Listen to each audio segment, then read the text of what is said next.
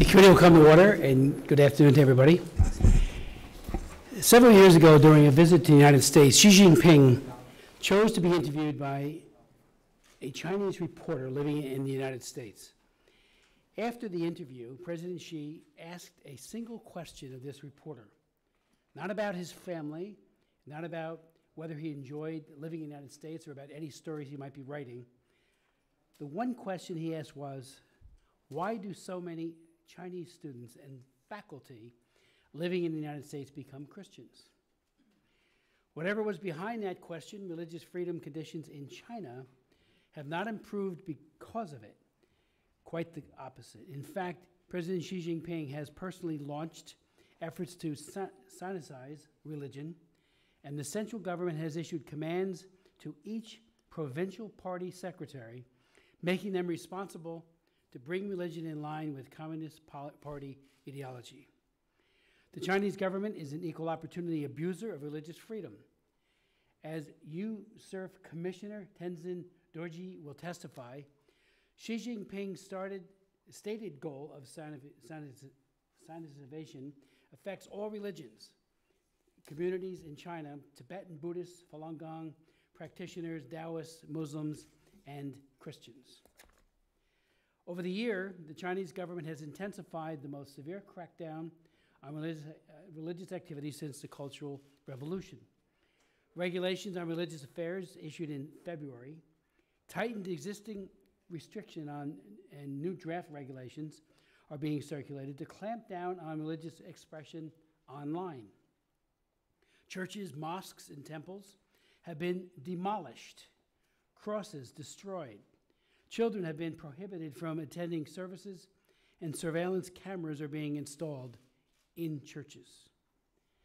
Xi Jinping talks about realizing the China dream, but when Bibles are burned, when a simple prayer over a meal in public becomes an illegal religious gathering, and when over 1 million Uyghur and Kazakh Muslims are interned in re-education camps and forced to renounce their faith, that dream is an unmitigated nightmare.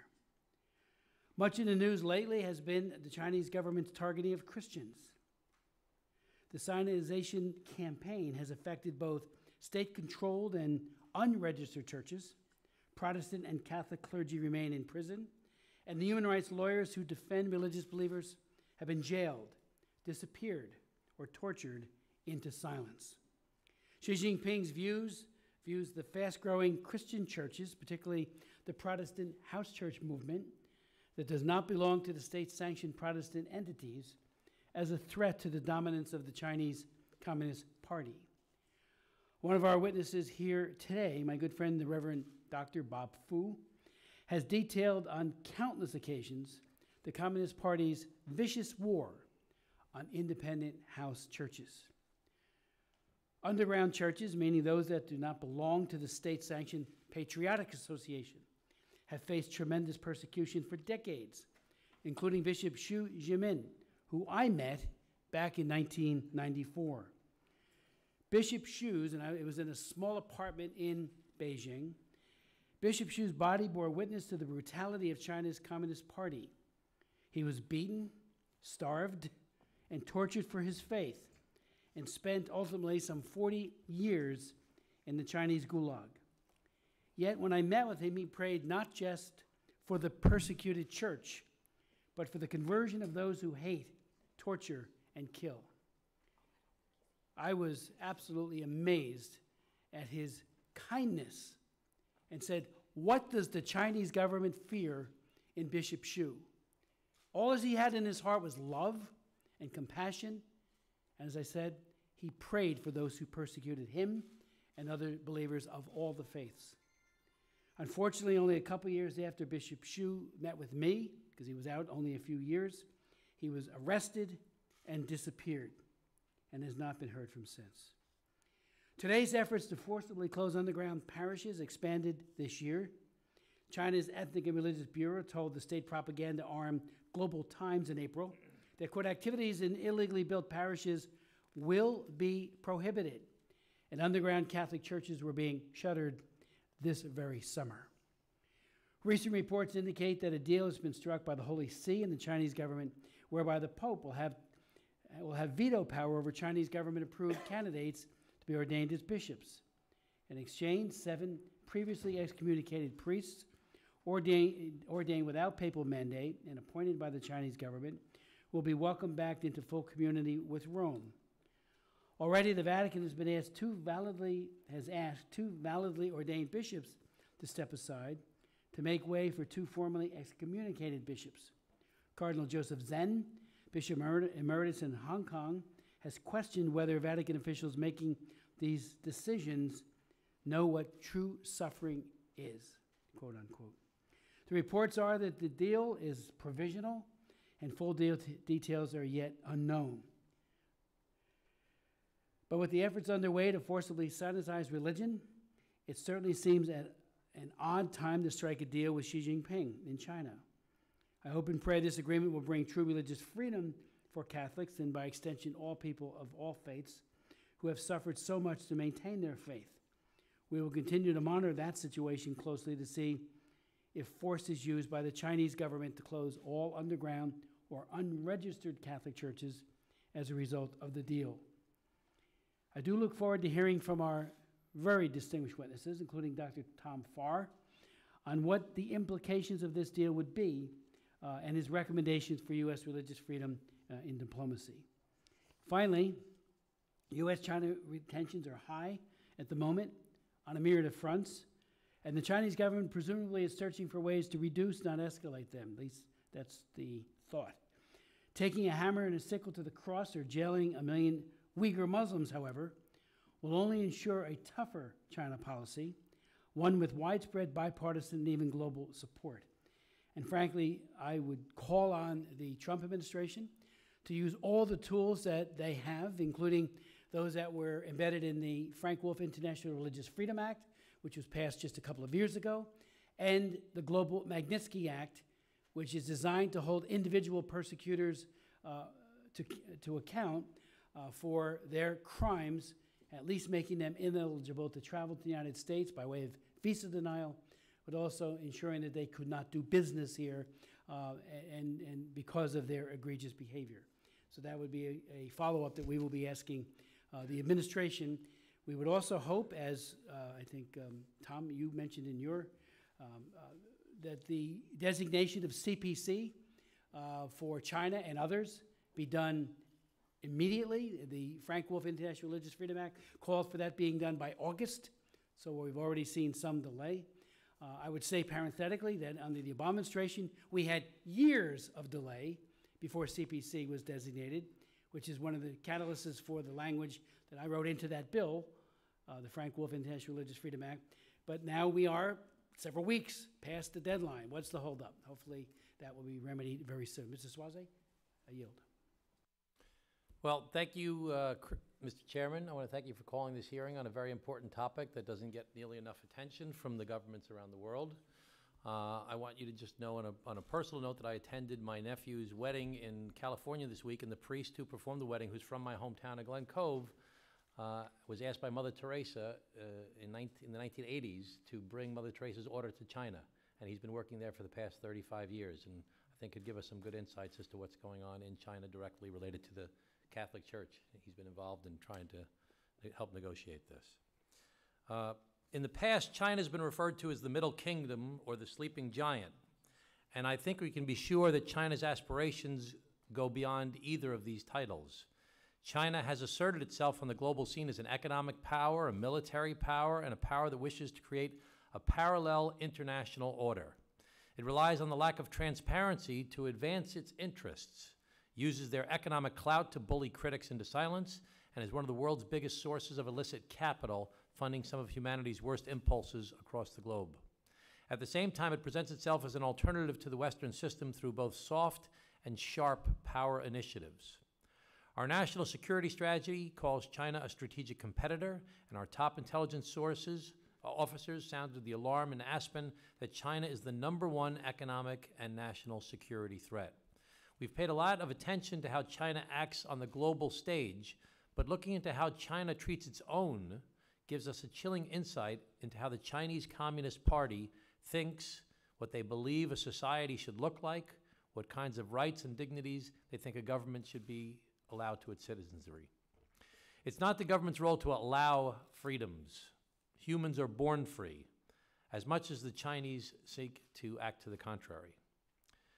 Under the leadership of Xi Jinping, religion is being severely curtailed and repressed. He launched a campaign of harsh and systemic suppression with the goal of sinicizing China's religious by infusing them with Chinese characteristics. Sinicizing has the aim to transform religion and ethnicity in Chinese society, a long-reaching program that seeks to homogenize the Chinese into one single identity and requiring loyalty to the Communist Party. Their concerns about having complete control and their fear of chaos is dictating much of this policy. This effort has resulted in the brutal religious persecution of Christians, both Catholic and Protestant, Muslims, Falun Gong, Buddhists, and others. International headlines include horrific reports of forced conversions, re-education camps, arbitrary arrests, and torture. The activity in China is not new.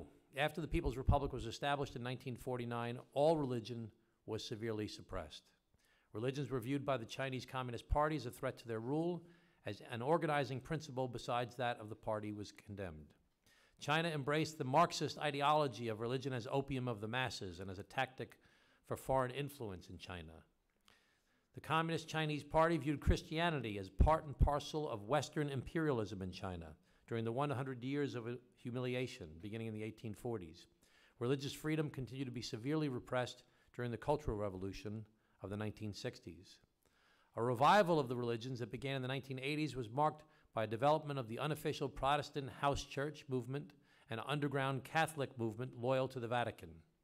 In 1982, Chinese Constitution doesn't guarantee freedom of belief according to Article 36 and forbids organizations or individuals from compelling citizens to believe in or not believe in religion. This supposed guarantee of freedom of belief, however, does not guarantee freedom of practice. The practice of religion in China has been stifled by Chinese policy, practice, and ideology. The guiding ideology for religion in China is the three self policy: self-lead, self-funded, self-perpetuating. These mandates of self have cut off institutional support from world religions and facilitated the exclusive Communist Party's direct control over the Chinese people's religious practice. In fact, when China cut relations with the Vatican in 1951, it asserted complete control over the patriotic Catholic Church in China, appointing its own bishops and clergy. Catholics in China faced either attending churches approved by Beijing or going to underground congregations. A new government policy further ensconced the Communist Party's control over religion when they announced in October of 2017 and closed the state government's Religious Affairs Bureau and placed administration over religions under the United Front Work Department of the Communist Party.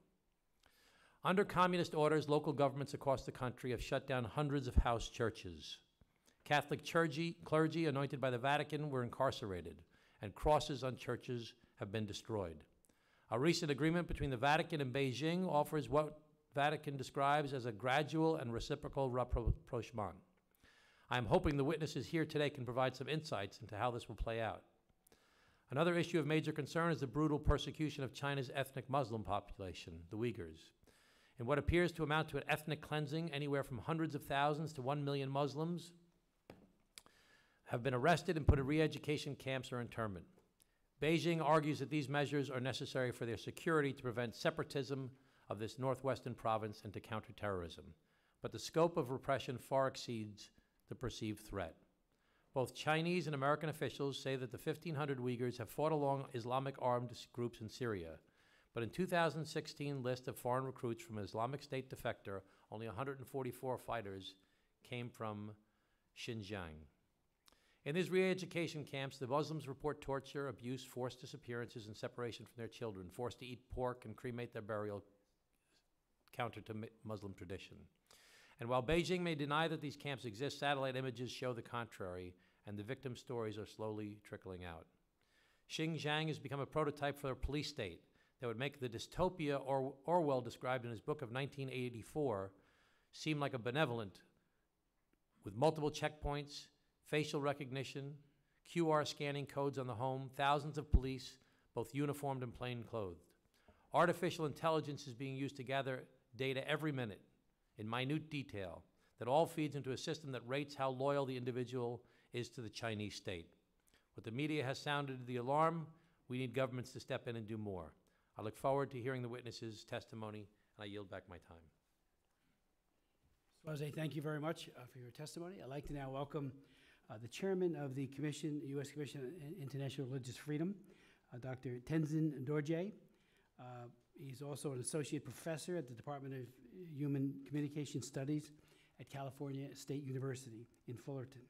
He was appointed to the commission on December 8, 2016, and reappointed by Minority Leader Nancy Pelosi on May 10, 2018. On June 12, 2018, Dr. Dorje was unanimously elected chair of the commission. His teaching and research interests include intergroup, intercultural, and intergenerational communication, peace building, conflict resolution. Dr. Dorje has authored and co-authored numerous articles and invited chapters on Tibetan culture, identity, nonviolence, Sino-Tibetan conflict, and intercultural communications competence. Dr. Dorje is a prominent translator who worked with in the Translation and Research Bureau of the Library of Tibetan Works and the Archives of Dharamsala in India for over 13 years, and has had the honor to translate for many prominent Tibetan Buddhist professors, including His Holiness the Dalai Lama in India and North America. Dr. Dorje has traveled to Burma and Iraq to monitor religious freedom conditions there, and has testified before the U.S. Congress before on the issue of religious freedom and conditions in Tibet and China, including the long arm of China in the U.S. academic institutions. Dr. Dorje, welcome, and the floor is yours. Chairman Chris Smith, Congressman Suozzi, and other members of the subcommittee. Good afternoon, and thank you for the opportunity to testify today on behalf of the United States Commission on International Religious Freedom, or USCIRF, about the Chinese government's outright assault on persons of any faith, but particularly those it associates with foreigners, such as Christians and Muslims. I'm Tenzin Dorje, USCIRF's current chair, and only Tibetan Buddhist ever appointed to serve on the commission. USCIRF is an independent, bipartisan U.S. federal government commission created by the 1998 International Religious Freedom Act, or IRFA. The commission monitors the universal right to freedom of religion or belief abroad, using international standards to do so, and makes policy recommendations to Congress, the President, and Secretary of State. I'm honored to be joined at this hearing by two esteemed colleagues who also work on international religious freedom, Bob Fu of China Aid and Tom Farr of the Religious Freedom Institute. I look forward to their testimonies. USCIRF began reporting on China in our very first annual report and has continued to do so every year since, because of that country's systematic, ongoing, egregious violations of religious freedom. The State Department first designated China as country of particular concern, or CPC, in 1999, and has done so in every instance the department has made such designations, most recently in December 2017. And USCIRF has recommended the CPC designation for China every single year. Regrettably, the conditions of USCIRF first reported in China nearly 2 decades ago have not improved. In fact, the conditions have worsened under President Xi Jinping due to the Sinicization and securitization of religion. Religions must accord with communist ideology, and religious freedom is most severely restricted in the name of national security.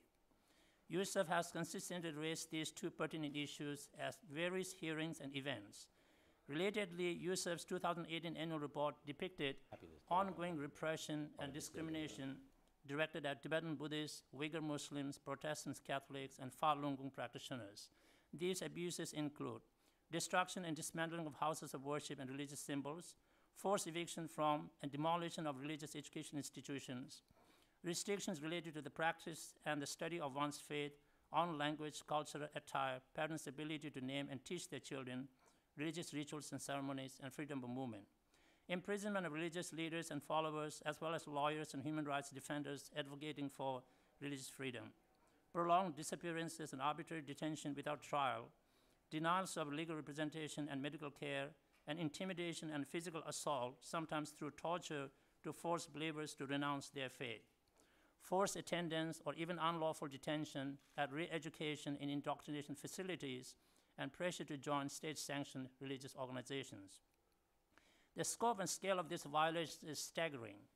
Perhaps the best way to convey China's horrific religious freedom conditions is by highlighting the human element, such as the Chinese prisoners that are part of Yusuf's Religious Prisoners of Conscience project.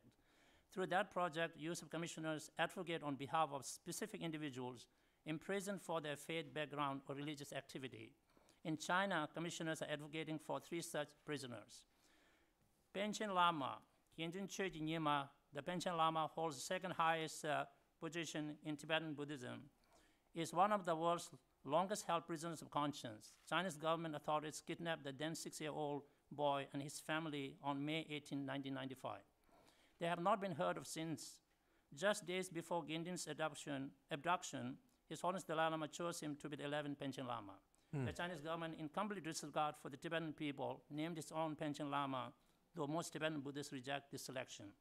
The Panchen Lama's disappearance and detention is in the context of the Chinese government's ongoing vilification of the Dalai Lama, its asserted control over the reincarnation system of Tibetan Buddhism that includes the Dalai Lama's incarnation, the destruction of important Buddhist sites at Larungar and Yachangar, the pervasive security presence throughout Tibet area, including inside monasteries, nunneries, and the imprisonment of countless Tibetans like language advocate Tashi Wangchu, whose appeal of his 5-year prison sentence was denied just this August. Chinese repression is so extreme that at least 153 Tibetans have self-immolated since February 2009 in support of religious freedom, human rights, and the return of the Dalai Lama to Tibet. Gulmira Yemen. On July 5, 2009, Gulmira Yemen, a Uyghur Muslim, participated in a demonstration following the deaths of Uyghur migrant workers. Authorities accuse her of helping to organize the demonstration, in part by posting information about it online. A court sentenced Ms. Yemen to life in prison on charges of splitism, leaking state secrets, and organizing illegal demonstration. Her only crime was defending her fellow Uyghur Muslims. When we think of a war on religion, Beijing's overt criminalization of Islam certainly comes to mind. The government prevents Uyghur Muslims from observing Ramadan, invades their private, everyday lives with pervasive security measures, prohibits children from attending mosques, and bans Uyghurs' language instruction in schools. Worst of all, the Chinese government is detaining approximately 1 million Uyghur Muslims in unlawful detention camps, allegedly to provide vocational training to prevent extremism. Imagine the entire city of San Jose, California, a population of just 1 million people detained against their will. And the Chinese government is not just punishing those currently detained. Authorities harass and intimidate their loved ones, cruelly separating families, and have inflicted severe trauma on generations of Uyghurs impacted by gross ill treatment, torture, shame, just because they are Muslim. Hu Shichen. In August 2016, a Chinese court found underground church leader and religious freedom advocate Hu Shichen guilty of subversion and sentenced him to 7.5 years in prison and another 5 years deprivation of political rights. He was one of nearly 300 lawyers and activists arrested, detained, or disappeared as part of a nationwide crackdown that began on July 9, 2015, also known as the 709 crackdown. The already poor situation for Christians, like other religious groups, has markedly declined since new religious regulations came into effect on February 1st this year. Just days prior to regulations, Chinese police used dynamite to annihilate the evangelical Golden Lampstand Church. More recently, authorities shut down Zion Church, one of Beijing's largest unregistered Protestant house churches. Across several provinces, authorities have confiscated Bibles, demolished churches, moved or destroyed crosses or other religious symbols, sometimes replacing them with a Chinese flag, and arrested countless Christians. In an unprecedented display of frustration, hundreds of underground house church leaders and clergy have signed a statement calling out the Chinese government's abuse of power and violations against religious freedom. Each of these individuals are prisoners adopted by Yusuf's commissioners through our Religious Prisoners of Conscience project, but sadly, they represent only a small fraction of the thousands wrongly imprisoned in China, many because of their faith. I'm proud to advocate for both Panchen Lama and Gulmira Yemen and my colleague, Commissioner Gary Bauer, is advocating on behalf of Hu Shijin. I would like to make some recommendations. It would be easy to think that there's little hope from such bleak assessment. However, there are a number of steps the U.S. government can and should take to underscore religious freedom concerns in China. First, the State Department must immediately redesignate China as a CBC, country of particular concern, for its systematic, ongoing, egregious violations of religious freedom. Under the Frank Bolton International Religious Freedom Act, CBC designation should have been made by the end of August, and the U.S. have urged the State Department to make them as soon as possible. Second, in addition to appropriate sanctions available under IRFA subsequent to a CBC designation, the administration should pursue targeted sanctions against specific Chinese officials and agencies under the Global Magnitsky Human Rights Accountability Act. Third, the State Department and the entire administration should build on the momentum of the historic ministerial to advance religious freedom and continue their bilateral and multilateral efforts to shine a light on religious freedom concerns in China, such as in a ministerial statement on China. Fourth, the administration and members of Congress should pursue regular visits to areas in China deeply impacted by the government's religious freedom abuses and raise religious freedom concerns, including cases of prisoners of conscience, whenever they interact with Chinese government counterparts. The House of Representatives just passed the Reciprocal Access to Tibet Act. The Senate should pass the Reciprocal Access to Tibet Act that would deny entry into the United States for Chinese government officials responsible for creating or administrating restrictions on U.S. government officials, journalists, tourists, and others seeking to travel to Tibetan areas. I'm a Tibetan American, and I would definitely like to go to see Tibet, so I don't have that chance right now. Moreover, the U.S. Congress should more actively seek readouts from administration officials about the interactions with China, in particular to inquire about discussions related to religious freedom. So in conclusion, I want to say that religious freedom is called a universal right for a reason. It belongs to everyone, everywhere. Everyone has the right to have a faith or no faith at all, and no one has the right to control it for others. When the Chinese government attacks freedom of religion or belief in a wholesale and brutal manner, it's incumbent upon us all to hold them to account, not just because they have violated the norms and standards of a rule-based international order, but because in doing so, Beijing has assailed humanity with its blatant disregard for the human conscience. Thank you again for holding a hearing on such a timely and important subject. Dr. Dorje, thank you very, very much for your leadership and for that tremendous statement to the committee. Let me just begin with some questions. Obviously, the State Department's ministerial that was held in July, I think was a very, very important event. Had all of the high caliber people, including Ambassador at Large for Religious Freedom, Sam Brownback, and of course Secretary Pompeo. You and so many others were there. I wonder if you could just give us your thoughts as to the follow-up. How well do you think the momentum that was created at that ministerial has been acted upon, especially as it relates to China? Why have few countries signed the statement on China? Is it out of fear of retaliation, in your view, or some other reason? And you did call, obviously, for looking at sanctions. One of the concerns we've all had for years is that the Tiananmen Square sanctions have been used in a double-hatting fashion when it comes to CPC, putting curbs on police equipment. And I've argued for years, a new set of very specific sanctions needs to be imposed on China to let them know that we're not kidding. And in the past, we've even had to fight the State Department when they wanted to double hat the ambassador at large, himself or herself, and give somebody else the portfolio. In addition to that, you'll be the ambassador at large for religious freedom, which we very vigorously push back on. But on the sanctions front, that is what we do. If you could speak to that, I would appreciate it. Marco Rubio and I chaired a hearing just a few weeks ago, a little longer than that, about a month, and we focused on the Uyghurs and a number of aspects of the people being rounded up, put into about 1 million strong, maybe more, into concentration camps, re-education camps.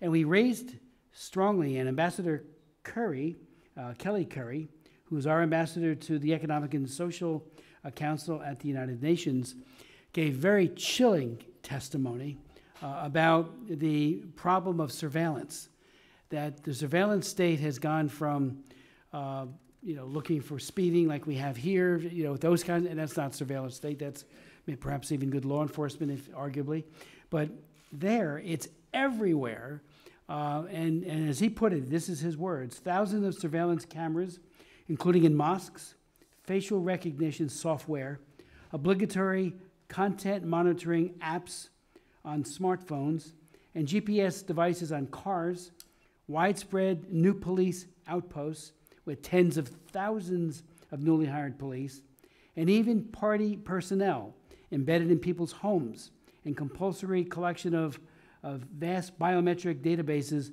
on ethnic and religious minorities throughout the region, including DNA and blood samples, 3D photos, iris scans, and voice prints. And it goes on from there. I mean, an intrusive state the likes of we've never seen, I don't think.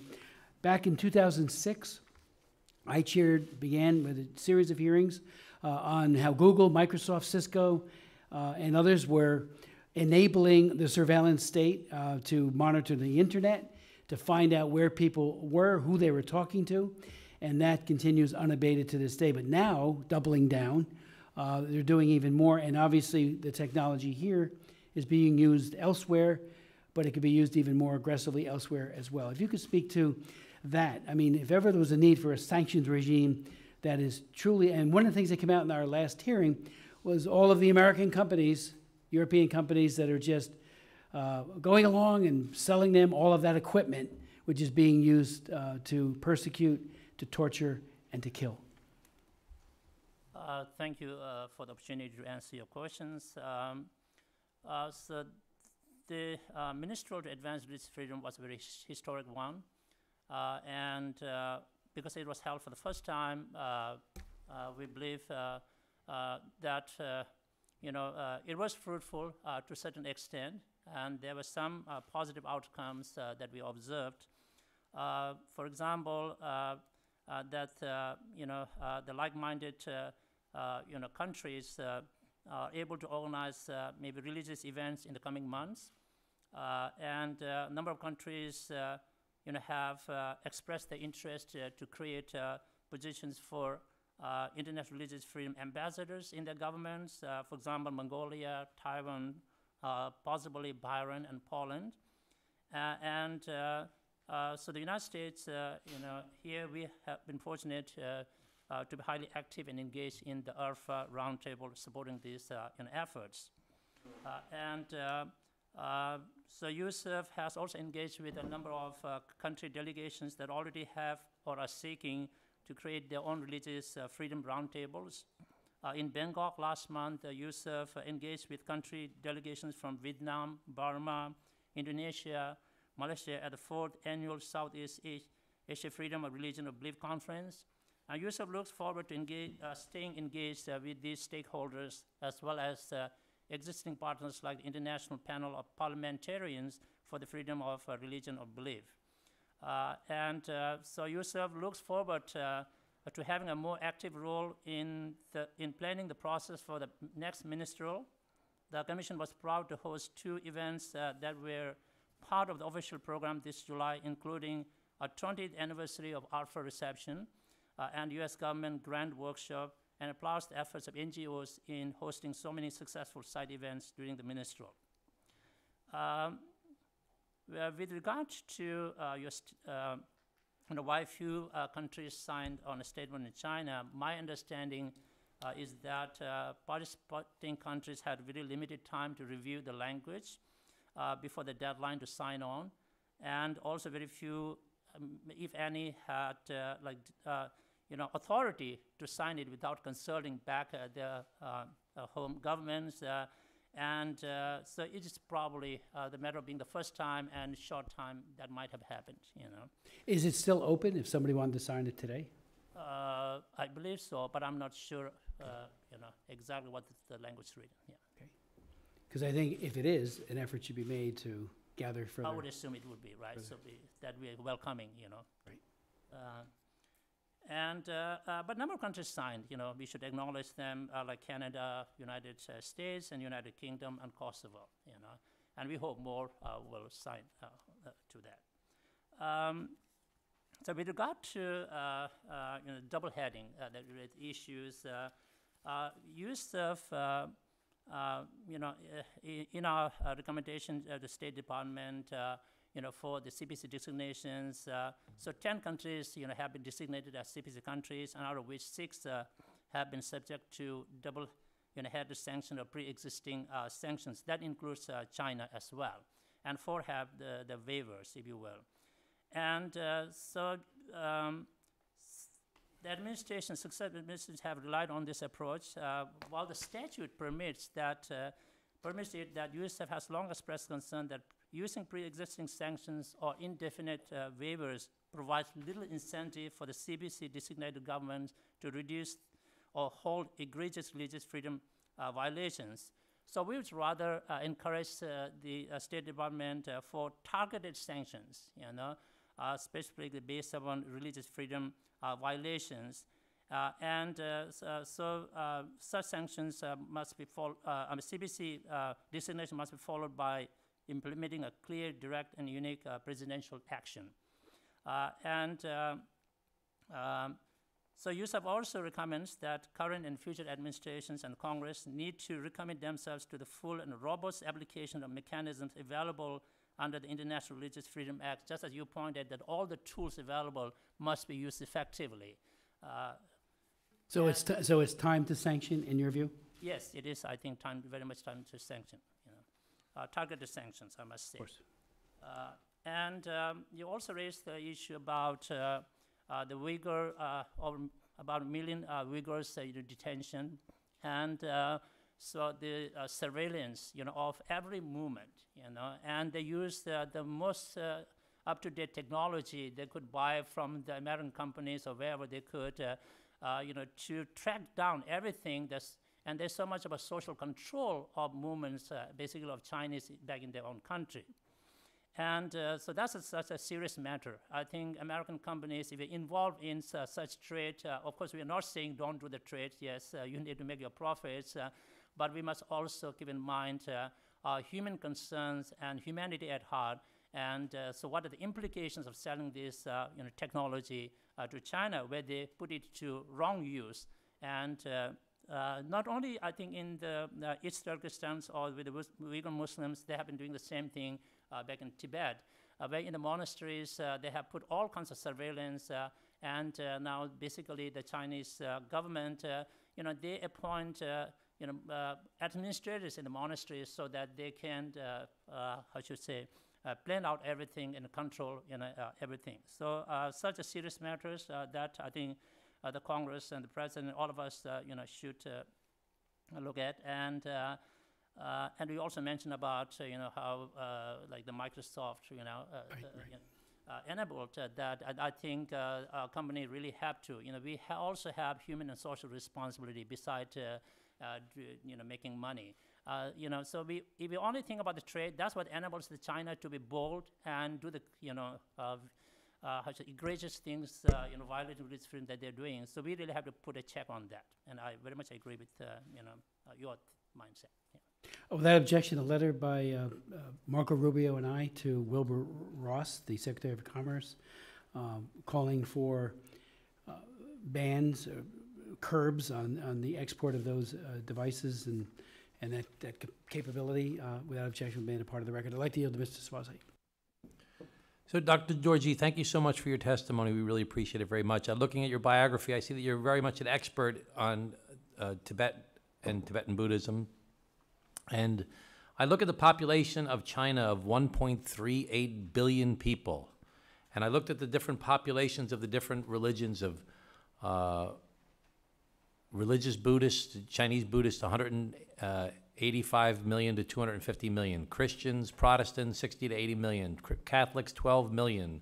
Muslims, 21 to 23 million. Falun Gong, 7 to 20 million. And 6 to 8 million Tibetan Buddhists. Why is it that China sees the Tibetan Buddhists being such a tremendous threat to them? Why do they have to have such control over the Tibetan Buddhists? And why would they would they imprison the second, well, how did you refer to this boy? Well, he's not a boy now, he's a man. Lama. Benji? Lama. Benji Lama. So he's the successor. Is he? He's the second highest, leader in Tibetan Buddhism. Yeah. Very important, for recognizing, for example, the reincarnation of the next Dalai Lama. Yeah. So, yes, it's very important. But why is that seen as being such a threat to China? China claims to have 55 national minorities, and Tibetans are counted among those 55.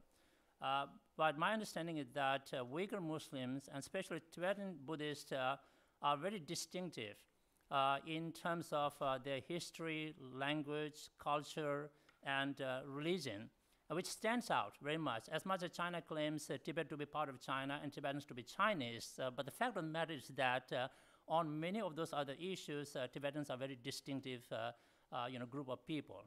And so the Tibetan Buddhism is a core of Tibetan identity, Tibetan language and Tibetan Buddhism. And so Tibetan language is very different from Chinese. Chinese written is a pictograph form, whereas Tibetan is based upon the ancient Sanskrit language in India.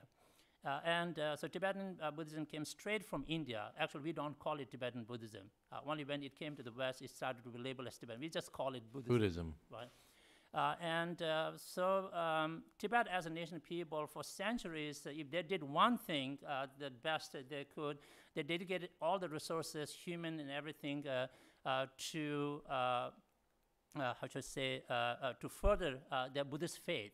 And that's what they are known around the world today. So if you take the Tibetan Buddhism out of them, the Tibetan language, then, they probably are much less to be Tibetan in terms of cultural identities. So that's why Chinese know that if you allow Tibetans to practice their faith and speak their language, which is really restricted, they don't let Tibetans to be taught in schools and universities. They require them to study Mandarin.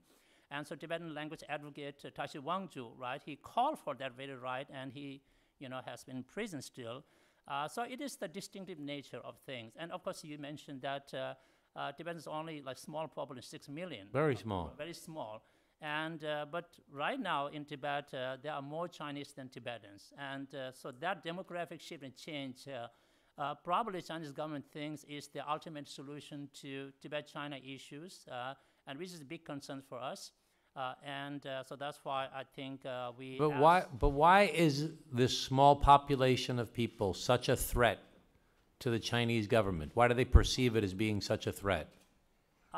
So my belief is, as an intercultural, intergroup communication scholar, whether the threat is actually there or not, it's the perception. Yeah, So why? Because they feel that if you let the Tibetans to practice their religion and language, then those are the bases they can claim that they are not Chinese anymore, right? Whereas that really subverts their claim. Also, to add to that, I have heard that overall there are about 300 million Buddhists in China, including Tibetan Buddhists. So that itself is probably threatening to the Chinese Communist government, right? Because the Buddhists believe in Buddha, all Buddhists believe in Buddha. So if you combine those two things, it is a potential for them that there could be big change that could be asked for. If you include all the religious groups, the Buddhists, the Chinese Buddhists, the Protestants, the Catholics, the Muslims, the Tibetan Buddhists, the Falun Gong, it's 380 million people. There's still another billion people that are not affiliated with any of those religions. Exactly. So I met with some Chinese experts recently, and they pointed out to me that the big driving factor of the Chinese government and the Chinese hierarchy is control, because they're afraid of chaos. They're afraid of things happening on their borders, Tibet on the border, the Uyghurs out on the northwestern border. They're just concerned about losing control of their frontiers. Is that something you would agree with? Well, Chinese security concerns, they may have some, and those are legitimate, of course, we understand. But then they use the national security as a pretext to control everything, right? Whether it has to do with national security or not. And yes, you rightly said it. They are, I'm sorry to use this kind of word, control freaks, really, China. And so they have about 60 million communist members, but there are 380 million religious faith believers. That, if you look at the number, there is a potential, of course, they think the threat, to their power and control. Okay. Gentlemen, yield on that point? Yeah. But it's really to maintain control inside. I mean, they have no natural threat coming from Taiwan, coming from Vietnam or anywhere else. I mean, and they have a military that is really a very high-grade military. It's really, they just want power. Is that I think your view? it's just to stay in control and power, and the threat doesn't have to be objectively based, based upon my research studies. It is just perception-based. China is a very strong militarily, I don't think these faith believers can really subvert, their control, but then they believe in that, and that's why they... What in the Chinese history do you think this control comes from, this fear of chaos or this desire to be control freaks? Well, I think largely, in my understanding, it is rooted in their communist ideology and maybe past history where they were dominated by other countries. So China, culturally speaking, is very much concerned with what we call faith concerns. They don't want to lose their faith concerns, and they want to be the powerful nation. Perhaps they want to be the only superpower, if possible. So it's all combined, those things, so make them, who they are, believe. Okay, thank you. Thank you. Just one brief thing, if I could. When we did the religious freedom law in 2016, many parts of that I think will make a difference, but two, create a designated persons list for individuals who commit egregious violations of religious freedom, and it also created a comprehensive religious prisoners list, persons who have been detained, imprisoned, tortured, and subject to forced renunciation of faith. Are you satisfied that the State Department has faithfully created those two lists and that they're up to date? I can appreciate it, they created, but I think we definitely would like to see more names on it. We understand that it has to be kept confidential until they put in action, but yes. And we also have at our USERV a mandate to create a victims list, and we are working on a database too. Okay. Thank you so very much for your testimony and for your leadership. Thank you very much for the opportunity. Thank you so I'd much. like to now ask our second panel to come to the witness table, beginning with Dr. Bob Fu, who is the founder and president of China Aid, a former student leader during the Tiananmen Square democracy movement in 1989. Dr. Fu graduated with a law degree in international relations from Renmin University in Beijing in '93 and was a house church leader in Beijing until he and his wife were imprisoned in 1996. In 1997, he was exiled to the United States with his family, and in 2002, founded China Aid to promote religious freedom and the rule of law in China. Dr. Fu regularly briefs policymakers on religious freedom, and in 2016, hosted the first ever Asia-Pacific Regional Freedom Forum in Taiwan. He is a life member of the Council on Foreign Relations, since editor-in-chief of the journal Chinese Law and Religion Monitor, and holds a doctorate in the field of religious freedom from St. John's College at the University of Durham in the United Kingdom. Then we'll hear from Dr. Thomas Farr, who's the president of the Religious Freedom Institute. Dr. Farr served for 28 years in the United States Army and the U.S. Foreign Service. In '99, he became the first director of the State Department's Office of International Religious Freedom. Dr. Farr is a senior fellow at the Institute for Studies of Religion at Baylor University, serves as consultant to the U.S. Catholic Bishops' Committee on International Justice and Peace, and teaches regularly at the U.S. Foreign Service Institute. Prior to these positions, he has directed the Witherspoon Institute's International Religious Freedom Task Force, was a member of the Chicago World Affairs Council Task Force on Religion and U.S. Foreign Policy, and taught at the National Defense University and served on the Secretary of State's IRF Working Group. Most recently, Dr. Farr served as an associate professor of the practice of religion and world affairs at Georgetown University, where he directs the Religious Freedom Project at Georgetown's Berkeley Center. He serves on boards of multiple organizations that seek to promote religious freedom. He has published multiple essays and major works on religious freedom, holds a doctorate in history from the University of North Carolina, and he is also the author of World of Faith and Freedom, among other great writings that he has done. Dr. Fu, I yield. Thank you, Chairman Smith, for your leadership, and thank you, Congressman Swazi. Yeah.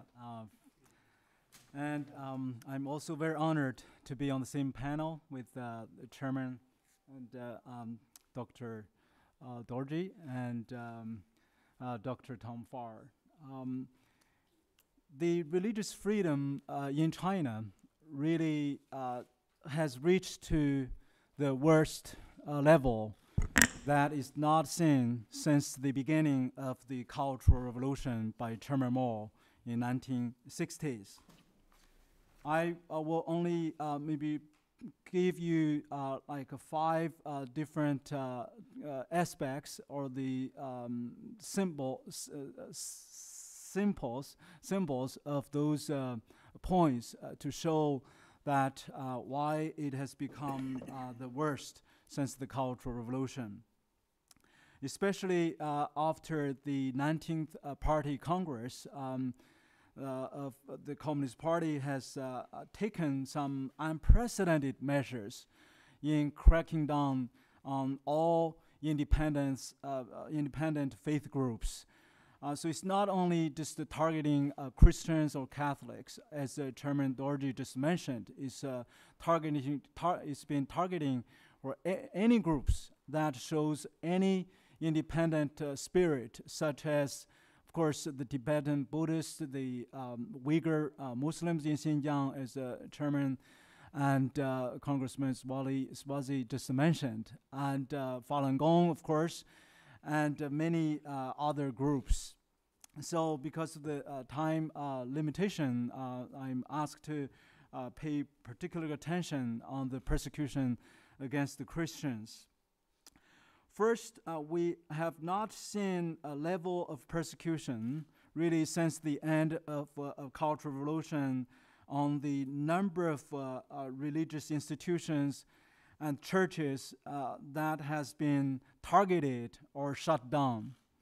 Since the February the 1st, when the newly enacted regulation on religious affairs was taken effect, in Henan province alone, according to our documentation, the crosses of the churches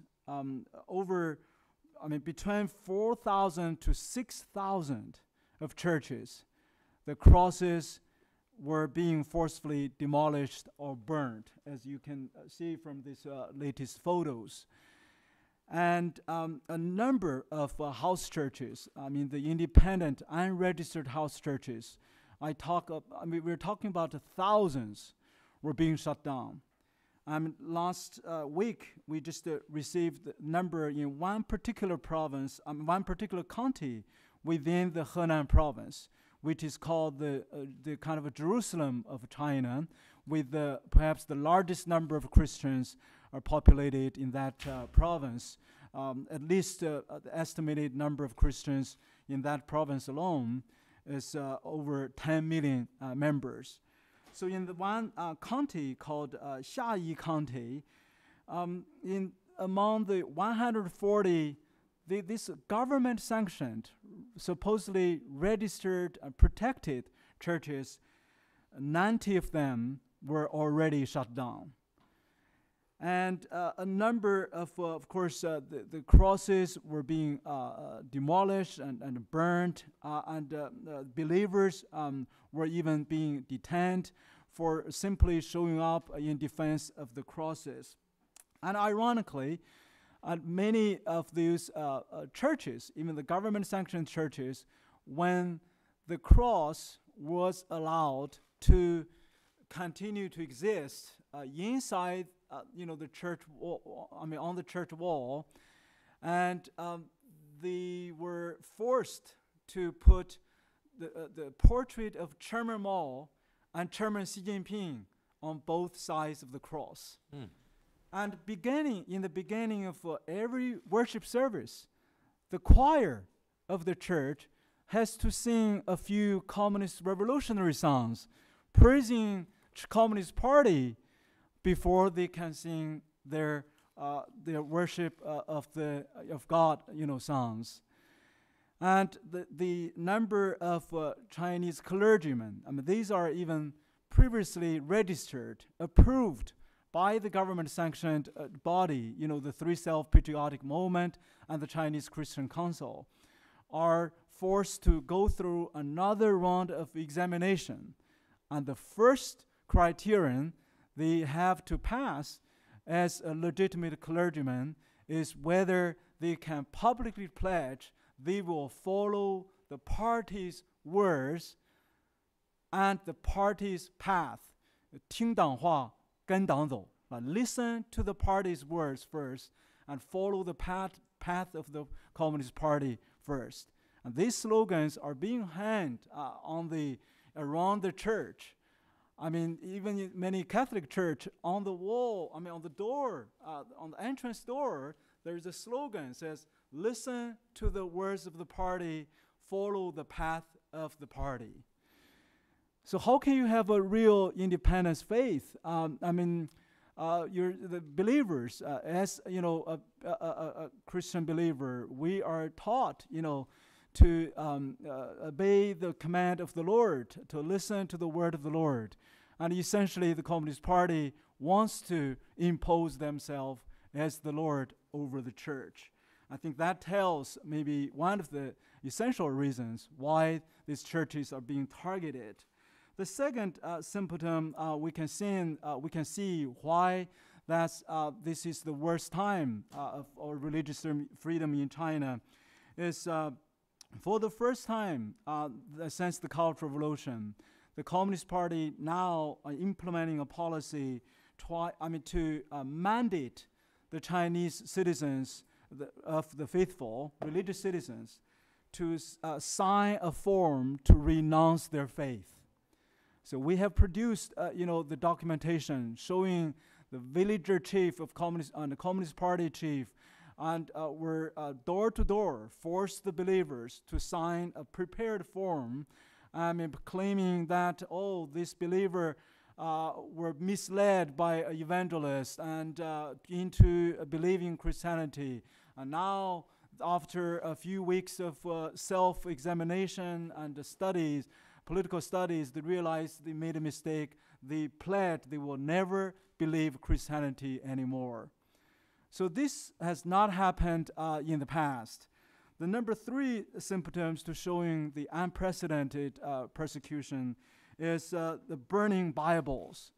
The last time under the Communist Party rule, when a Bible burning ceremony happened was 1967, when Chairman Mao's wife, Madam Jiang Qing, organized a 1 million Bible burning ceremony in the square of Shanghai.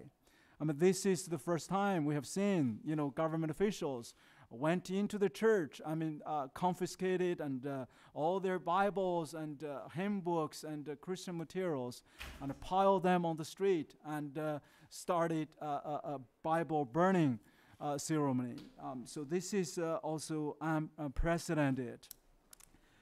And the number 4 signature of this unprecedented persecution shows that not only the Communist Party is doing this persecution in its own borders, and now we have evidence showing that the kind of persecution and the methodology our Communist Party is using in China is being exported to the neighboring country and regions. And last week, we have received a documented report showing at the Kachin Autonomous Region, the Communist Party officials, at least 3 or 4 of them were sent there in the Kachin minority areas inside the Burma border and direct a campaign almost the word by word, including the forced demolition of crosses from the rooftop of the church building in the Kachin, in the Burma area, including arrest and so-called Sinicization, arrest those church pastors for interrogation. And they also disband 23 Christian schools that was started by Pastor John Hall, with whom I had been befriended for over 25 years. And this year, he was sentenced to 7 years imprisonment as a Chinese-American pastor. And he's still suffering imprisonment as we are talking now. So all the Chinese house church Christians who are volunteer selflessly as missionaries teaching Chinese and education in these schools were being rounded up. All of them were being imprisoned in the Kachin Autonomous Region, and then last week they were handed over to the Chinese authority, and at least 8 of them are still being held in the Chinese prison as we are talking. So these are the measures that really taken unprecedentedly, again, that has not been seen since the end of the Cultural Revolution. And how to tackle this, you are asking me to provide some recommendations. So I have listed a few recommendations at the end of my written testimony. I will just highlight a couple of them, and then I will add a few. First of all, I think I would recommend, besides the sanction that put by under the Global Magnitsky Act, I hope a member of Congress should also really, and the U.S. Department of State and Treasury should list more names of high-rank officials responsible for severe and systematic religious persecutions as defined by the USERF for sanctions.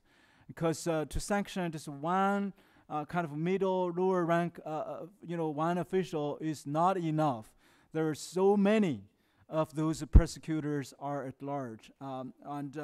So we can work with the member, with Congress and the administration to produce a more list.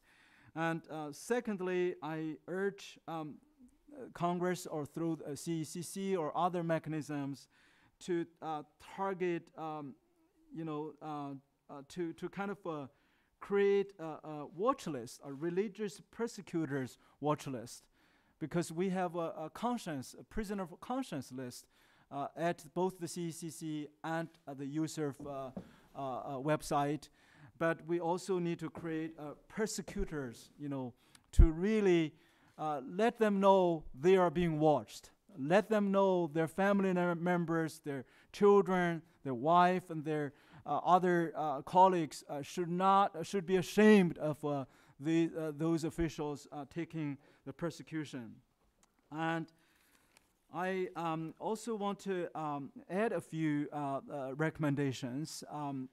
One of the ways that we have seen the Chinese Communist Party have adopted really very efficiently in a sense that targeting the religious minorities is through their internet control, through their censorship of internet and smartphones, as you said, because that's what they did when they are implementing this, Uyghur, this 1 million group of Uyghur Muslims. I mean, the first thing when they are targeted is to check their smartphone or cut off their kind of internet access. I think even as the former Secretary of State Hillary Clinton even said, the kind of highway for internet freedom, for religious freedom, is to promote internet freedom. So unfortunately, the BBG under the current policy only spent less than 1% of its budget on the internet circumvention. If we just appropriate 10%, I think it will scare, not only scare, but bring the true freedom for the religious practice.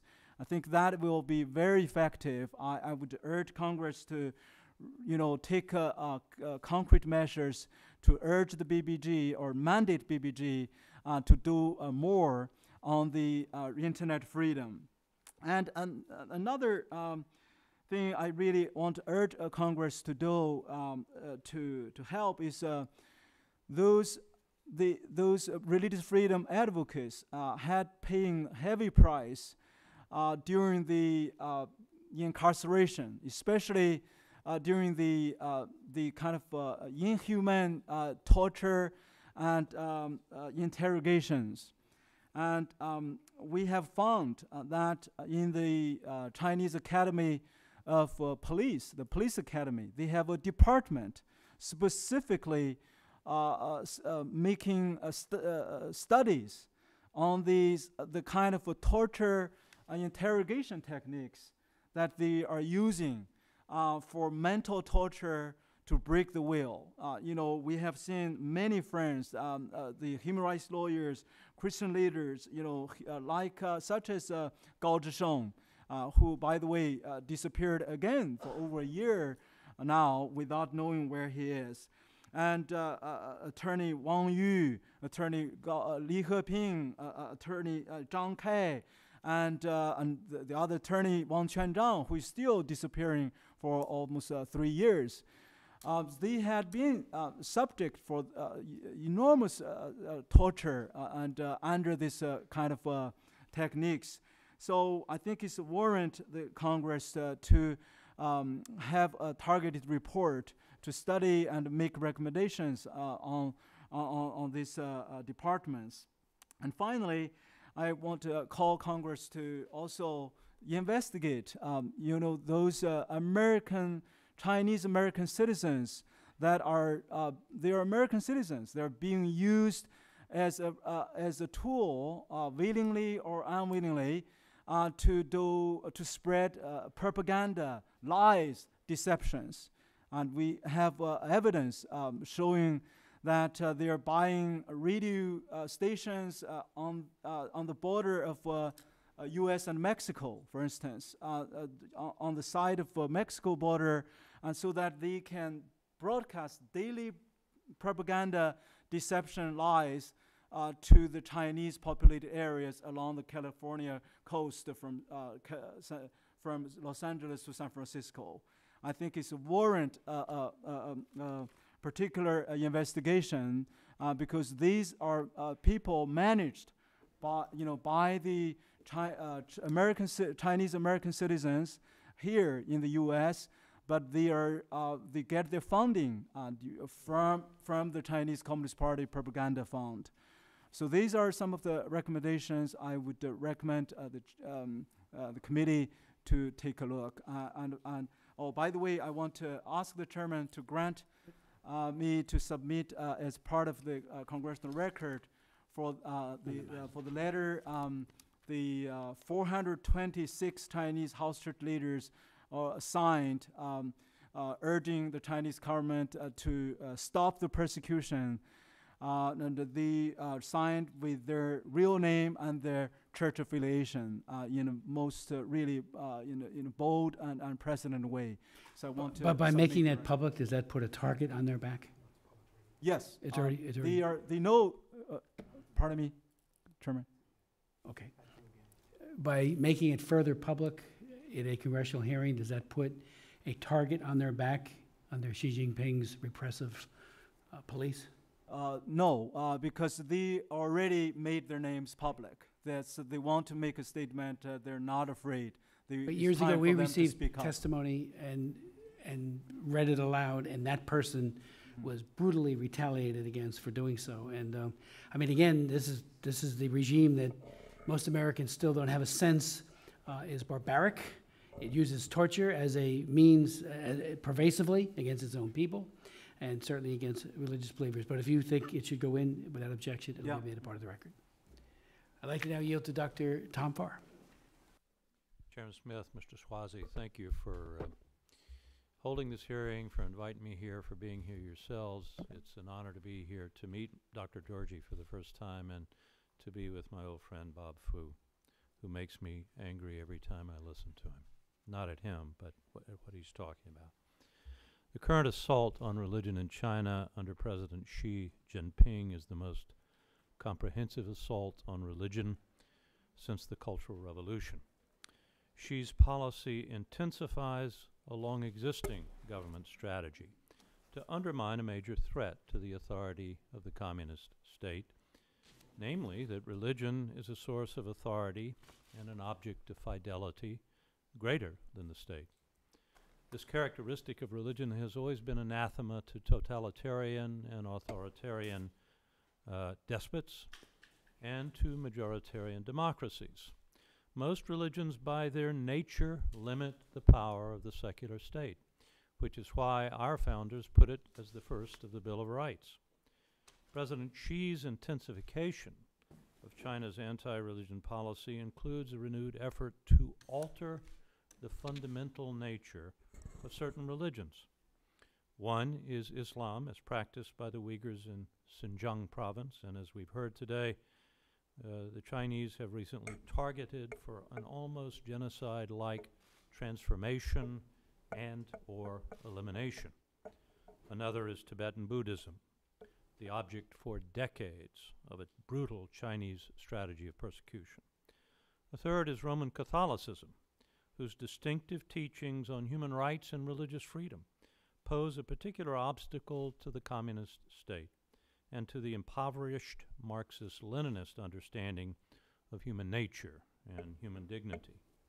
Xi's policy presents a major challenge to American international religious freedom policy. Since Congress passed the International Religious Freedom Act 20 years ago, our policy has consisted primarily of episodic human rights dialogues, annual reports on and rhetorical denunciations of Beijing's periodic harsh crackdowns, and imposing mild and largely ineffective sanctions. None of this has had much impact on religious minorities or Chinese policy. Mr. Chairman, I support the imposition of targeted sanctions on Chinese officials or entities that sell surveillance equipment, but I want to do more. Overall, existing U.S. religious freedom policy simply hasn't worked, and it's unlikely to work, in my view, in the face of this systematic, fierce crackdown on religion. It's time to try a different approach that goes as close as possible to the root of the problem.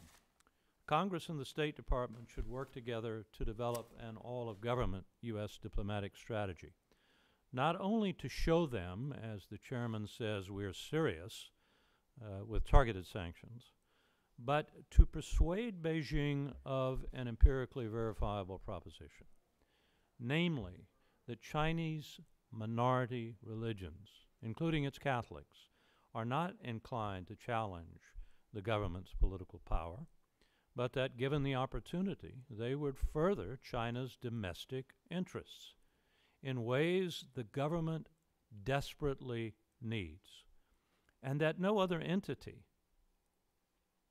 other than religious communities can provide. If the Chinese government viewed religious communities as useful elements of their society and simply left them alone, those communities would very likely make substantial contributions to addressing domestic problems that are of great concern to Chairman Xi and the Politburo. For example, the fragility of China's economic growth and its social harmony, China's moral decline and increase in corruption, the threat of violent religious extremism, and a huge and growing need to care for China's poor, its sick and desperate population, its orphans, its victims of natural disasters, the aged, and the dying. A revised U.S. strategy emphasizing these themes would not be entirely new. As director of the State Department's Office of International Religious Freedom, I participated in talks with the Chinese in which we made some of these arguments. They've been remade on occasion in recent years. But these arguments have been seen by the Chinese as mere assertions, talking points, made episodically by one office of the U.S. State Department and largely ignored by other American officials. Equally important, they've not been accompanied by systemic, objective, empirical evidence. To have a chance to succeed, a Chinese interests strategy must be an element of virtually all official U.S. interactions with China at all levels, and it would need to be fact-based You can't fool people about this stuff. Nobody. The Chinese, the Indians, nobody. It needs to be fact-based. And it needs to be an element of virtually all U.S. interactions with China at all levels. And it should be conveyed within a bilateral permanent institution, such as a U.S.-China Working Group on Religion, that would remove the ad hoc nature of past efforts. Such a U.S. strategy would not be expensive, important to say in Congress, although it would require new training of diplomats and the kind of diplomatic energy and will that does seem to be present under this Secretary of State and especially under Ambassador at Large for International Religious Freedom, Sam Brownback. Although I want to say that I think his predecessor, Ambassador David Saperstein, laid the groundwork for what I'm talking about. So finally, a word about Vatican diplomacy. I'm concerned that the recent Sino-Vatican provisional agreement will not improve the lot of Catholics in China, nor will it improve the status of religious freedom for non-Catholic religious communities. Rather, it runs the risk of harming religious freedom in China for everyone, as well as inadvertently encouraging China's policy of altering the fundamental nature of Catholic witness. In my humble opinion as a Catholic and as a long-term advocate for religious freedom for everyone, the Vatican's charism is to support that Catholic witness in China, as Pope St. John Paul II did in communist Poland, not to abet its manipulation by a ruthless Chinese communist regime. Thank you, Mr. Chairman. Dr. Farr, thank you very much as well. Much of what you both have recommended, we will take very seriously and see how we can turn that into initiatives and policy. In the past, when we did the last IRFA bill, named after that champion called Frank Wolf, your input was remarkable, so I want to thank you for that again. In crafting a bill that I think provides more tools in the toolbox for the administration and makes it more of a priority. Whole of government, again, was included in that, not just an isolated view. But let me ask you a couple of questions. You know, Dr. Fu, you mentioned Gao Zhejiang, and in previous hearings, we've had Gao's daughter and Gao's wife make impassioned pleas on behalf of the father and / the husband, in the case of Mrs. Gao Zhejiang. And I have to tell you, we tried and continue to try to assist the lawyers in any way we can. How does any lawyer now in China take up a religious freedom case, knowing that he or she then becomes the targeted person, and as Gao Zhejiang has experienced, unspeakable tortures at the hands of the Chinese dictatorship? Just mind-numbing just how they mistreat and hurt their own people simply for, in his case, defending people of faith. Are there lawyers still ready, willing, and able courageously to step up? I mean, that is above and beyond. Thank you, Mr. Chairman, for your concern. So the religious, the rule of law, of course, in the past few years had been also rapidly deteriorating. And all the Chinese law firms now are mandated to have a Communist Party branch inside the law firm. When did that happen? It was just recently, I think, recently there was a new kind of directive issued by the Ministry of Justice. So the law firm has to establish a party kind of group inside the law firm. So as you just mentioned, the kind of massive rounded up since the July 9th, so-called 709 of 2016 had a chilling effect. And many of those human rights lawyers were either disbarred, or a large number lost their license, or end up in prison, sentenced. So some of them survivors are still, I mean, this is the spirit of the rule of law. We are very encouraged to see that there are still, I mean, it's a lesser number, but still there are some courageous lawyers are still willing to take up the cases. For instance, in Guizhou last year, on March 15th, there is a massive roundup of at least 200 house church leaders, and over 20 of them were indicted and was labeled as evil cult based on the evidence of showing they are in possession of John Calvin's Institute of Christian Religion, the Pilgrim's Progress, the Streams in the Desert, this kind of a devotional literature. And at least 12 of them were indicted and sentenced to as many as 13 years imprisonment as leaders. So we have seen quite a number of lawyers still, despite of the risk, still went for their defense. Can I just ask you on that, I asked a previous witness about the whole idea of the State Department gathering names of people who are oppressing and persecuting.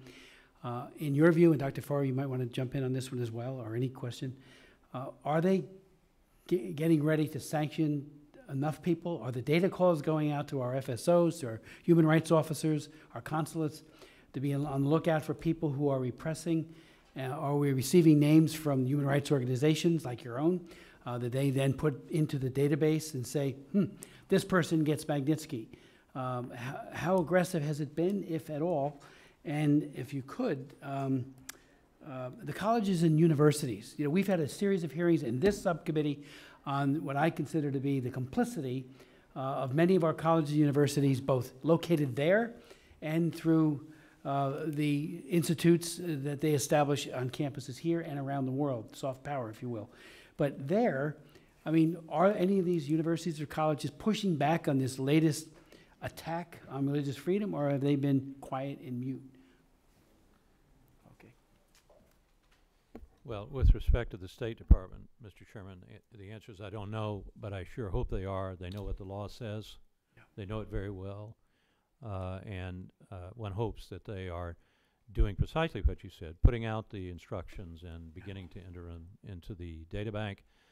I really do like the crowd that's in there now, but I've liked all of my colleagues in the Office of International Religious Freedom over 20 years. Somehow this stuff doesn't always get done. And I think in the past it's been because of the larger State Department's lethargy and inertia on this. I sense that's changing. After complaining for 20 years, I want to find something good, and I hope it's changing on this too. Universities and colleges, I'm not aware of any university or college, I hope I'm wrong about this, who is calling attention to this issue of religious freedom for the Muslims or the Christians or the Tibetan Buddhists or anybody else. I would love to learn I'm wrong about that. We could write them and ask, what have they said? I mean, I criticized NYU for what I consider to be their complicity in silence regarding human rights. I self-invited, and I went, and I spoke in Shanghai University to NYU there. Very nice people, spoke about human rights, but I'm not sure if anything's come of it. And there needs to be, I think, a presence that says, we're just not going to roll over and look the other way and look askance while Chinese believers and others who are being tortured, democracy, labor leaders, try forming a labor union in China. It's off to the gulag. Well, it's important to note that, that the part of the hybrid strategies that are used by China and others is to take money and fund efforts in the United States at universities, fund Confucius chairs, Confucius groups, and spread their influence in that way and actually see what's going on here. It may be important for us to list where those locations are and see what their universities are doing to actually identify Chinese human rights abuses. I think that we make China out to be very powerful and like this big giant, and it is, but at the same time, it has a lot of significant weaknesses as well. China's got enormous debt. It's got serious demographic problems related to their one-child policy and the male domination in a lot of these different communities. We have to recognize that they have a lot of vulnerabilities, and that they're not just this 10-foot giant that there is, and we need to continue to identify what it is they're doing that makes them not part of the larger human conversation. So thanks you very much for your testimony and your help on these issues. Do you have any questions? No. Okay. If I could just Please. respond to that, Mr. Swazi, I think you're exactly, on the Chinese vulnerabilities, it's not only the ones that you name, and there's a demographic tragedy in the making because of all the males and result of the one-child policy. In fact, I think it's already here in China, but the vulnerabilities that I mentioned, that religious communities in China can help solve, massive poverty still, despite all the economic, their fear that economic development cannot be continued. We need to be helping the Chinese to understand that their own religious communities, they're not foreign agents. They can help them with some of this. Point one. In the United States, I would say that there are entities, and I want to use this to talk about my own alone, but we've been doing some work not just on China, but all the other persecutors to go to colleges and universities in the United States. We have a project called Under Caesar's Sword, which is about persecuted Christians around the world. But we also have projects on Muslims and Tibetan Buddhists and others, where we're just trying to inform American college students, and by the way, their faculties and administrations, that we got a big problem. And it affects our interests. It's humanitarian, it's a tragedy, but it affects our interests as a country. And whether we were religious or not has nothing to do with what's going on in this global crisis of religious freedom and the way we ought to respond to it. So we're making this argument around the country ourselves, but I'm not, I agree with you. I think the Chinese are out there doing what they need to do. They know what they're doing. They know exactly what they're doing. I'm not sure we do. One of the mistakes that we make often is that we take our value system that we have and expect that other people have those values in other places. And so, we're very influenced in the United States of America and throughout the West by Judeo-Christian values. So what is the value system of China? Where is it Confucianism? What is the basis of the value system? And how does that value system look at the individual? I mean, obviously the communist value system is the state is much more important than the individual. Mm-hmm. So what is the value system of China? Well, the China's current value system is basically the communism coupled with nationalism. And that's why this Confucius Institute, we have, I think, 100 of them in the United States, is not a kind of purely academic, independent institution at all. It should really register in the Justice Department as a foreign agent, because they are, not only just teaching Chinese language or culture, they are brainwashing our university students in campus who enroll in their programs by choosing not to have any impartial view, like the Tibetan issue, the Tiananmen Square, the demonstration, or Uyghur issue, or persecution, or religious freedom at all. I mean, overall, is a forbidden topic in the United States campus, and they are fully funded by the Chinese propaganda funding. So, what is it they're trying to brainwash them about, though? What is it they're trying to tell them? They wants to tell them basically that China is fine, and there's no persecution, and actually the Communist Party is doing great. That's the perception they want to create among the academics and the students who enroll these programs.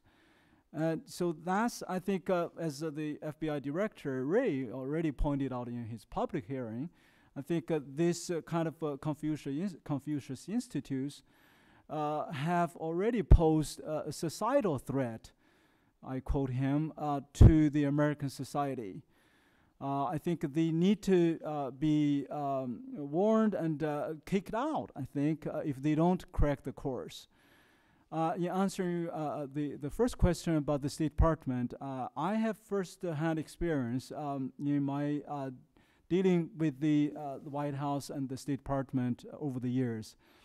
At least I can, testify and give them the credit to the current administration. I have seen really more proactive movements, measures, and even some unprecedented actions taken by the Trump administration than the previous administrations, both Republican and Democrat administrations.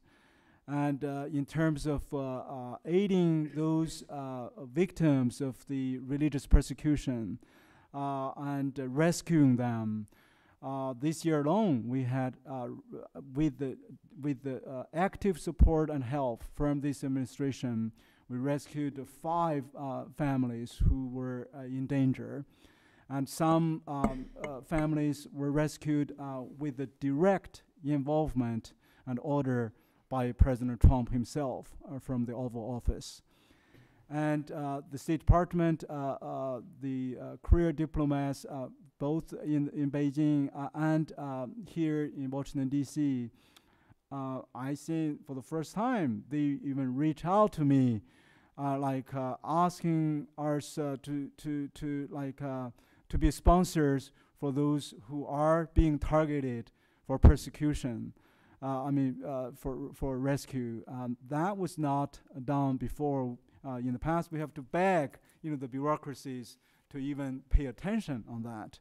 So that's some difference. I really, want to give the credit. I think the Secretary Pompeo, made the first ever announcement of sanctions of China, Burma, and Iran during the ministerial advancement, the summit was also a very promising, positive step.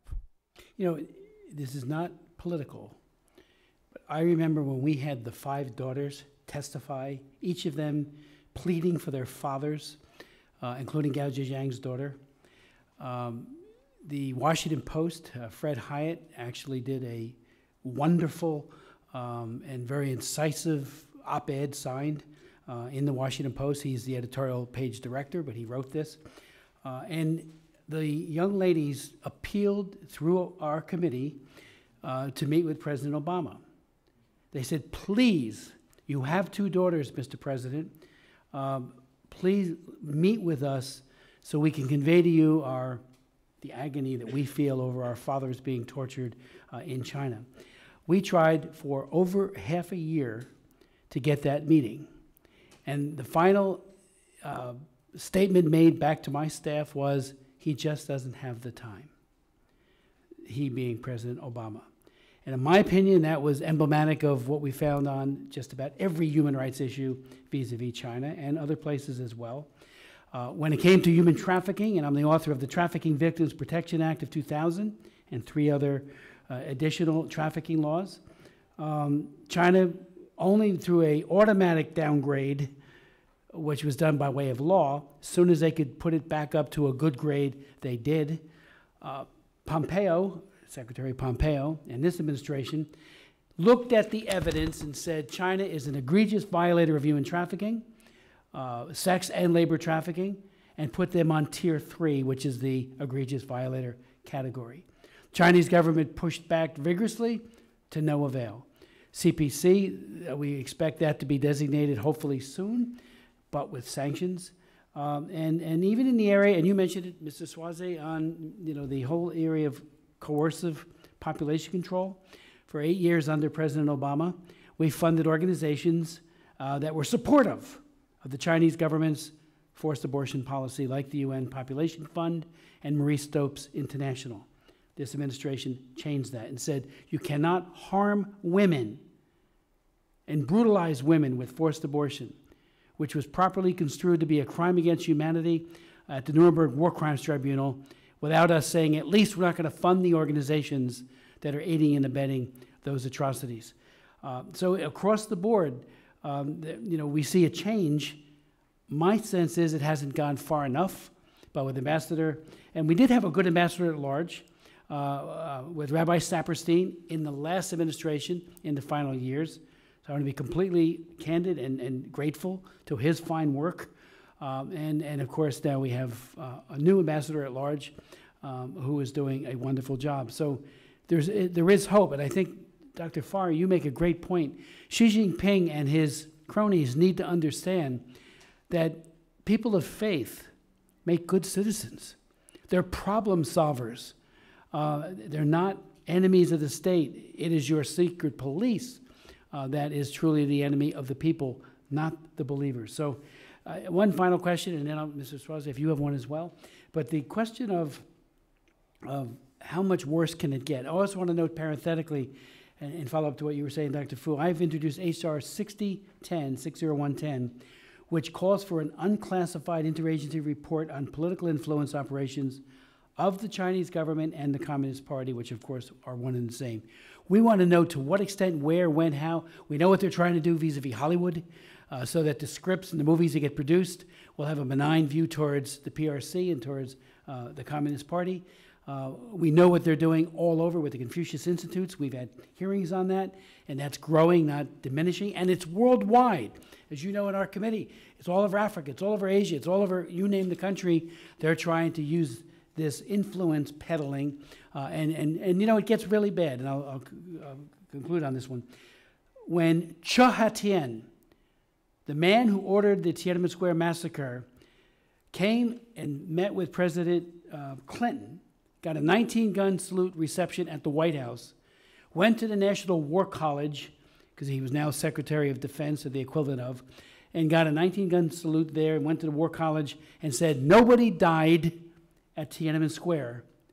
I put together a hearing in 2 days, had all these individuals, including a Time Magazine correspondent, students, a People's Daily editor who actually paid a price for trying to write about it, because they were saying nobody died, there were no tanks, and Google certainly enabled that with their showing nothing but pretty pictures of Tiananmen Square, censoring out anything that showed the bloodshed.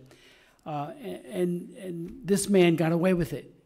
We had the hearing, we invited him or anybody from the embassy to be here, but we did push back very, very hard. So they do get away with the big lie employed systematically unless there is an effort to be a truth, speak truth to that power.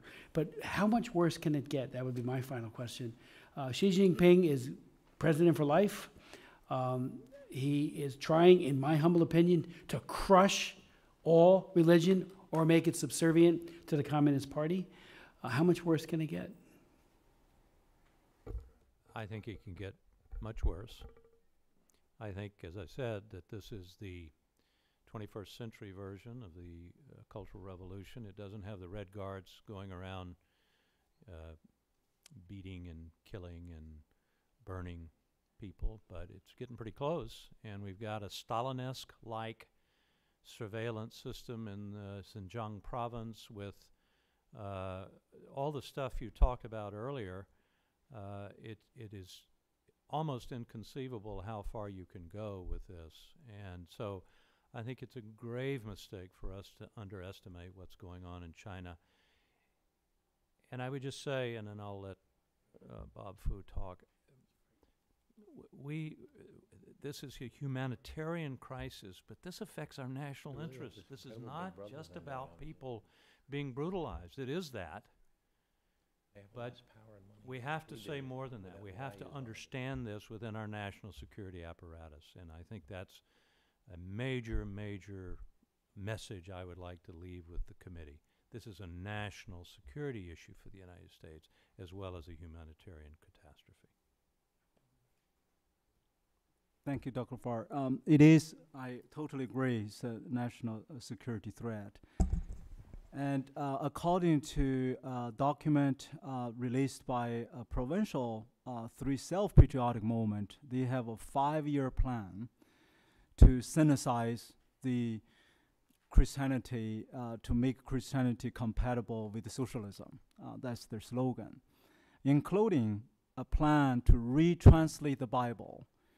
And according to a latest outline, the retranslated version of Bible would be a mixture of a summary of the Old Testament, some Buddhist literature, some Confucius teachings, and then there's a new kind of commentary for the New Testament.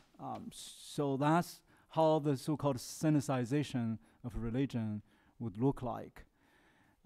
It is, I think it will get worse.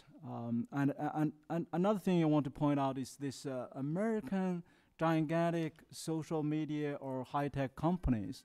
They should be ashamed of themselves, like the Google, Facebook. In order to just jump into the Chinese market, they are actively collaborating with the Chinese police, and you have the Chinese version of the Apple Store purposely, deliberately take off all the VPN tools without a consent from the Chinese users, so that they cannot, have the limited tools to download or to use to circumvent the internet firewall. And you have, of course, the Facebook are already disclosed they are contracting with the Chinese communist-owned companies to give them access, unlimited access to the Chinese customers. So these are really deliberate aiding to this worsening persecution trend. I think they really should be ashamed of themselves. Dr. Farr. Could I just add one other thing? I hear all the beeping. I don't know what it means. I don't know Votes. if it means shut up. No. Okay. We got time. I just want, this is in my written statement, which I hope will be in the record, but I want to raise. Without objection, both of your statements in their entirety will be part of the record. Thank you. I object. This goes to, maybe you won't object, Mr. Swazi, when I bring out this issue. This goes to the problem of how we fail to understand what's going on in China.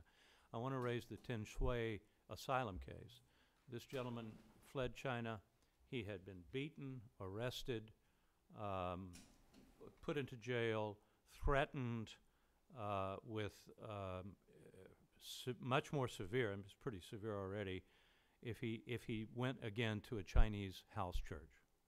He made it to this country. He applied for asylum.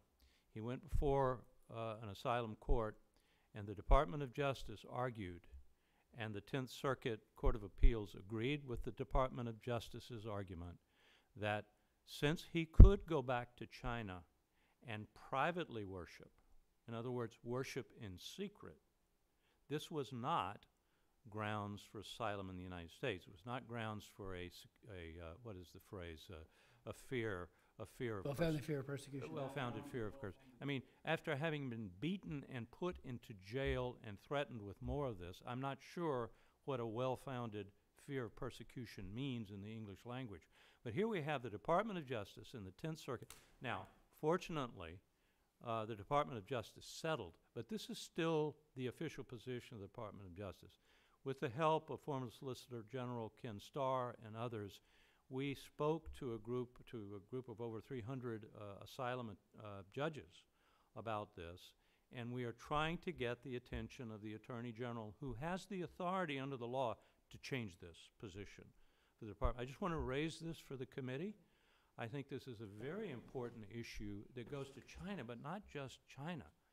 It goes to what is religion and religious freedom? If religious freedom only means the right to worship in private, in secret, Saudi Arabia will give you that right.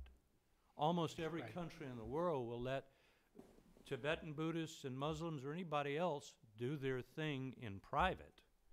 That's not the meaning of religious freedom in the American system, and I think it's a disgrace that any court in this land has taken such a position. So, Well, Dr. Farr, thank you for that. We will initiate a letter, and it will go to the Attorney General. Mr. Swazi and I will take the lead on it.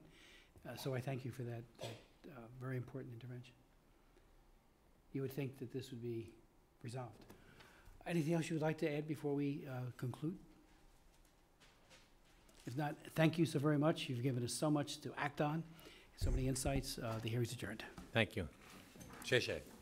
Oh, hey.